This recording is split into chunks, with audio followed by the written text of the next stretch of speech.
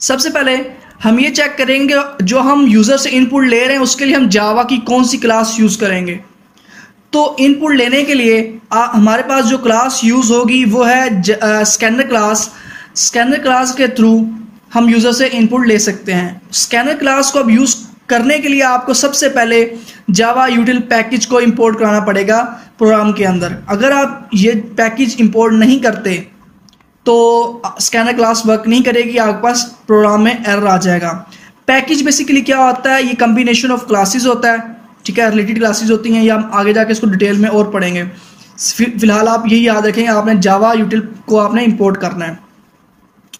तो scanner class के through आप प्रिमिटिव टाइप्स की इनपुट लेते हो। इंट हो गया, डबल हो गया, शॉर्ट, फ्लोट, बाइट, तो इनके आप इनपुट ले सकते हो। नेक्स्ट हम देखते हैं कि स्कैनर क्लास का सिंटैक्स क्या है, हम किस तरह इनपुट लेंगे।